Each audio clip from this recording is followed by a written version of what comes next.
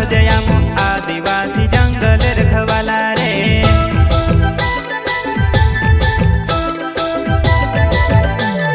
चल जंगल जमीन काजे पूजे रे आदिवासी दुनिया ने रखवाला रे। बाप देव खतरी काज पूजे रे आदिवासी सबसे निराला रे।